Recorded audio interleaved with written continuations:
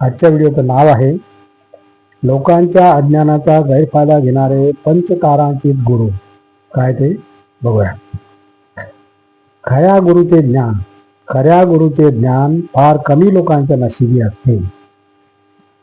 आत्मनिरीक्षणातून आत्मज्ञानाचा उदय होतो. खरा गुरु तोच असतो जो शिष्य बनवण्याच्या प्रक्रियेला गती देऊ शकतो. बघूया काय ते. खऱ्या गुरुचे ज्ञान फार कमी लोकांच्या नशिबात लिहिलेले असते. इंटरनेटवर गुरुज्ञान देण्याचे पेव फुटले आहे. ज्याचे अधिक अनुयायी आहेत तो अधिक प्रभावशाली आणि चमत्कारी आहे. या भ्रमातून लवकरात लवकर बाहेर पडणे आवश्यक आहे. अरे हो. फसवणूक करणाऱ्या टोळ्या कित्येक क्षेत्रात धुमाकूळ घालत आहेत. बापरे. आज समाजाची अवस्था अशी आहे की जो हुशारीने फसवू शकतो त्याला हुशार म्हणतात. कधी कधी त्याला गुरु असेही म्हणतात. बापरे. 2 महिन्यापूर्वी 121 भाविकांचा बळी घेणाऱ्या घटनेमागे गुरुच्या पावलांची धूळ उचलण्याची क्रेज कारणीभूत होती. या दुःखद घटनेनंतर भोले बाबा नावाचा तो गुरु 4 दिवस गायब झाला. बापरे. ज्ञान देणारा गुरु, अज्ञान दूर करणारा गुरु, पण गावोगावी तथाकथित चमत्कारी गुरु आणि बुवा यांची ताकद अशी आहे की गुरु पौर्णिमा नसतानाही हजारोच्या संख्येने लोक त्याचा आशीर्वाद घेण्यासाठी येतात. गुरुची निवड ही पसंत अपनी अपनी बाप अशी असते. बहुतेक लोक चमत्कार, दैवी अनुभूती मोहित होतात. गुरुची निवड म्हणजे पसंत अपनी अपनी अशी असते. बहुतेक लोक चमत्कार, दैवी अनुभूतींनी मोहित होतात. कोणाकडेही जादूची कांडी नाही. गुरु पाऊस पाडू शकत नाही आणि पुराचे पाणी थांबवू शकत नाही. पाऊस पडो की न पडो यामागची खरी शास्त्रीय कारणे खरा गुरु भक्तांना समजावून सांगतो. जो आपल्या शिष्यांना कोणत्याही परिस्थितीत जीवन कसे जगायचे हे शिकवेल.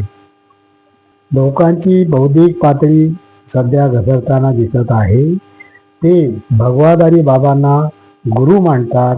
घोळदार कपड्याने मेकअप करून बसलेल्या पोपटांना ते गुरु म्हणून मानतात. बापरे.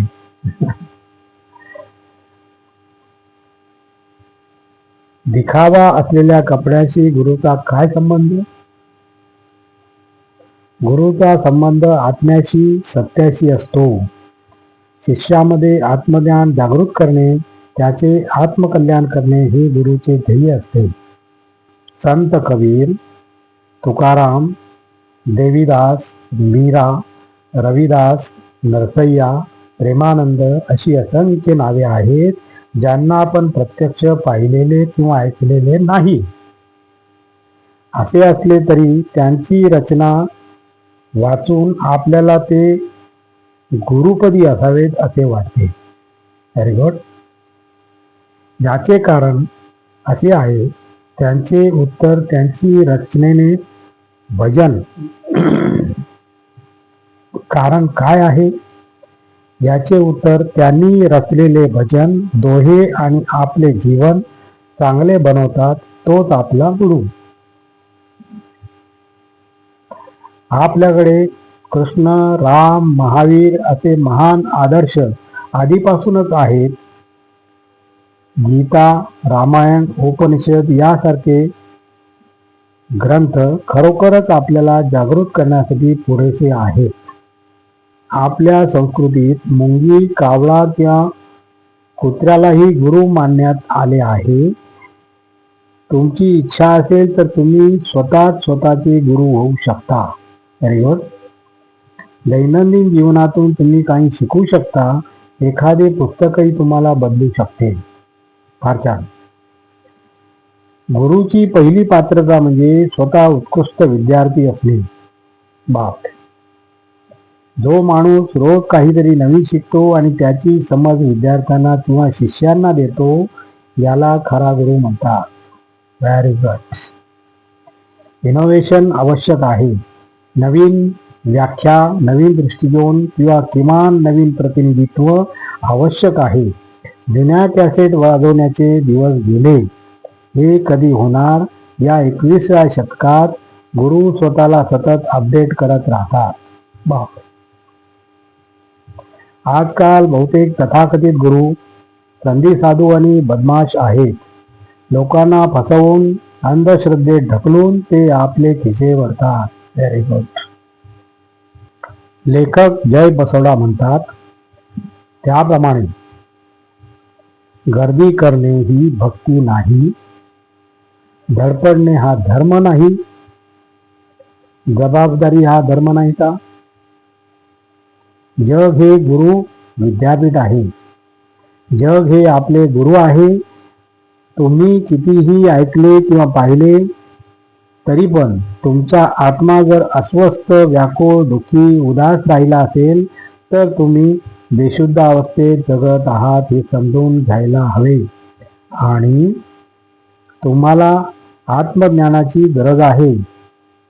आत्मनिरीक्षणातून आत्मज्ञान प्राप्त होते. योग्य गुरु मिळाल्यास ही प्रक्रिया जलद होते. सर्वात मोठा गुरु हा आपला आत्मा आहे. आपला आत्मा समजण्याआधी आपण आपल्या आत्म्याला शांती द्यायला हवी. स्वतःचे स्वामी बनून आणि अशा प्रकारे मित्रांनो आजचा आपला व्हिडिओ संपलेला आहे. आणि तुम्हाला जर माझा व्हिडिओ आवडला तर लाईक करा, शेअर करा, सबस्क्राईब करा आणि कॉमेंट जरूर करा. नमस्कार. जय हिंद.